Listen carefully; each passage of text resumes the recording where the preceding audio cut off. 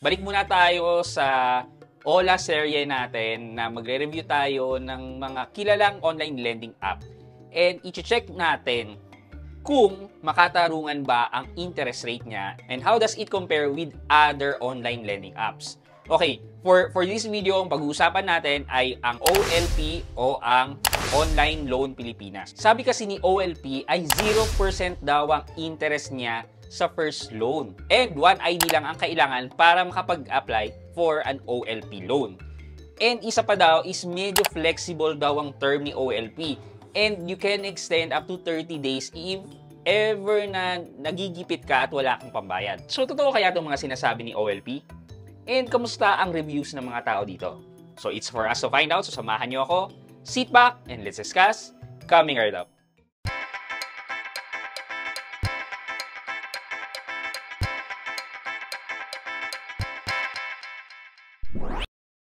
Hi guys, this is Pat and you're in Pat Quintos Review TV. So if you're new in my channel, I do reviews about entrepreneurship, small business, and personal finance na meron akong experience at ginawan ko na yan ng videos and playlists na makikita nyo dito sa taas.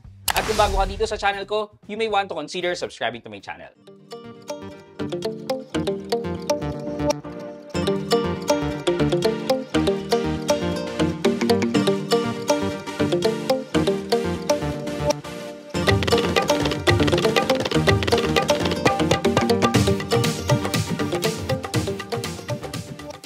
Okay guys, so na-capture kasi ni OLP yung attention ko kasi may mga viewers tayo na nagsasabi na okay si OLP, nakakapag-loan ako kay OLP, mas okay si OLP. Well, talaga ba? So, I got curious and nag-download ako, nag-install, and nag-apply. And to my surprise, mamaya, tingnan nyo kung ano yung result sa akin. Okay, but first, let's check kung ano ba ang sinasabi ni OLP sa kanyang app and website. So, onlinelonpilipinas.ph ang website ni OLP. So, makikita dito, sabi niya, fast and easy online loan, 24/7 daw. 0% interest if you pay back on your first payment date. O, wala daw babayarang interest. So, for example, I need 1,000 pesos. Date of first payment ko daw is on December 23. So, today is December 13. So, I have 10 days para mabayaran yung uutangin ko sa kanyang 1,000 pesos and wala daw babayarang interest. So, sabi dito, mata-download daw ang app via Google Play Store, App Gallery, and App Store. Ayan. So, ito daw yung steps. Sabi niya, apply for a loan, wait for approval, get the money, and make repayment. Okay, so why us daw? So, sabi niya, simplest process, one valid ID. So, nasabi ko na yan, no income documents required, yan. Transparent cost with full cost shown up front. Use calculator to count fees, apply before making a decision. Dapat naman talaga. Flexible repayment terms. Ito medyo okay to. Lalo na sabi niya dito, kapag hindi ka makabayad, pwede ka mag-extend ng 30 days. Yan. Get 30 days extension. Fast approval, instant disbursement, get a decision in 5 minutes. So, medyo pare-pares naman sila ng mga ibang online lending apps. Okay, sabi, better offer for repeaters. Okay. So, yun lang. So, sabi nila, ang OLP daw ay registered under financing company with registration number, yan, SC2, whatever, yan. Ang office daw nila ay 601 Summit Office Tower, 530 Shaw Boulevard, Barangay High Hills, Mandaluyong City. Okay. So, kung hahanapin natin to sa SEC, ayan, lalabas na pang number 83 daw siya, Online Loan Pilipinas Financing Incorporated. Yan talaga yung pangalan ng company. Ayan yung kanyang registration number. And then yung website kung saan yung makikita. At sa Facebook page ng Online Loans Pilipinas. Okay.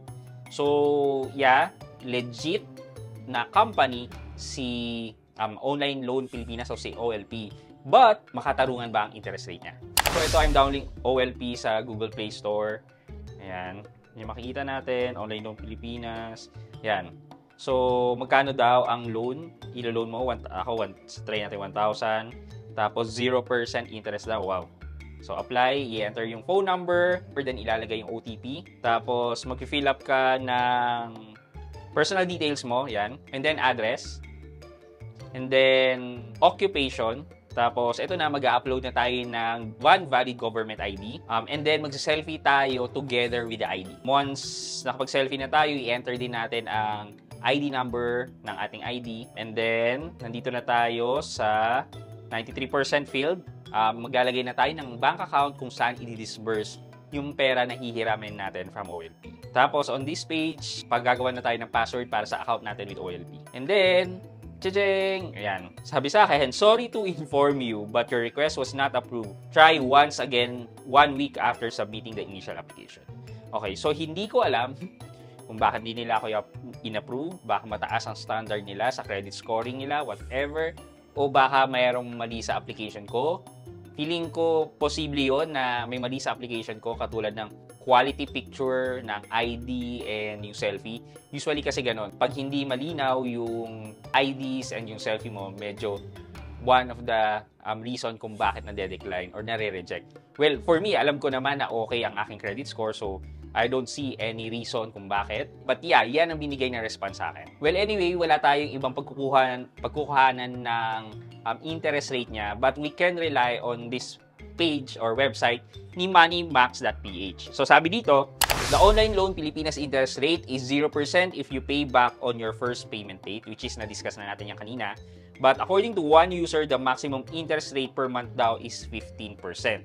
So kung 15% yan, 15 times 12, lalabas na 180% per annum ang interest rate niya. Okay, so kung i-compare natin to sa existing comparison natin, di ba? First group natin, which is yung mga pinakamababa, mga legit banks yan. And yung second group natin is yung nasa around 30 to 50% or 30 to, 50% interest rate per annum. Yan, makikita nyo. And then, yung pangatlong group natin, which is the BILIS hanggang Maya, which is medyo okay na ang interest rate.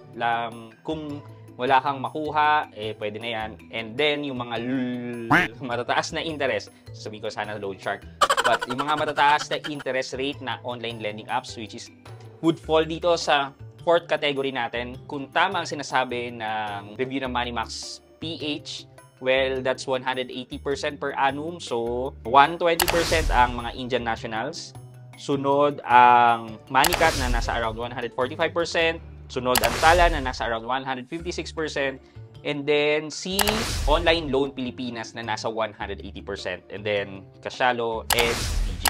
So yan yung comparison natin. So talagang nandun siya sa mga ka-bracket ng mga online lending apps. Let's check naman yung review ng mga user na gumamit ng OLP. Okay, so latest niya, December 12 lang, waiting for approval. Hopefully they will consider my application. Ito na naman yung parang ginagawa ng mga app developer na kailangan mo na mag-review bago ma-approve, di ba? Sabi naman ni Justin, very legit. Sabi ni Kay Santos, bad experience. Medyo wala pa tayong nakukuhang okay na review. Is to fill up. I hope my loan can approve. It is my second try to loan at this app. 5 stars sa akin to. Maasahan talaga sa oras ng kawalan. Well, good for you, Gladys. Hopefully nakatulong nga sa'yo. Great. Ito. December 12 lang. I won't recommend using this Ola. There is no option to opt out of insurance and the fees are so high. It's not really helping and the term is short with all the fees. Please delete me from your subscription. I don't want to receive any text or email from you. Okay, so with that, yes, tama yung sinabi niya na merong insurance, which is yung bundled insurance and yung electronic doctor AI consultation.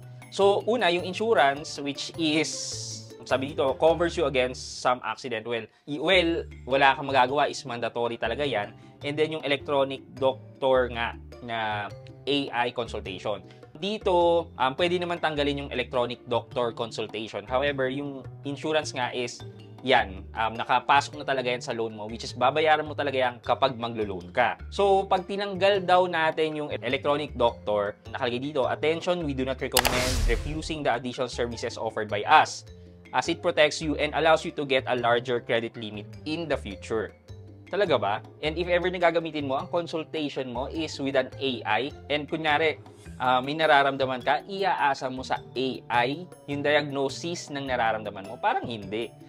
So, it's an additional karga na kailangan mong bayaran. Tapos, ang sabi din ng mga ibang user na if tinanggal mo daw yung electronic doctor is magiging slower daw ang disbursement ng loan mo with OLP. So, yan lang naman ay mga base sa mga feedback ng mga gumamit na ng service ni OLP. So, given those details, at 180%, and then merong yung mandatory insurance na 200 pesos, and yung pinipilit nilang electronic doctor, and kapag hindi mo na makinuha yung electronic doctor, matagal ang pag-disburse ng uutangin mo kung matagal naman. Bakit ka pa umutang sa nila kung matagal naman? With all of that, would I recommend using OLP? Balik tayo dun sa comparison natin. Hanap na lang kayo dyan ng ibang mas mababa ang interest rate. And kung sa mga online lending apps naman, siguro much better na si Tala and si Moneycat. But I don't highly recommend those online lending apps. Pero kung kagipitan na, might as well use Tala or Moneycat versus sa OLP na at 180%.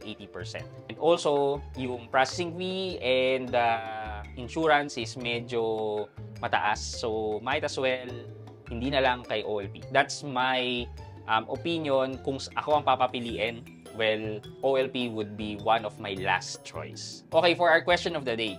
Katulad ng mga loans na yan na may additional services and charges.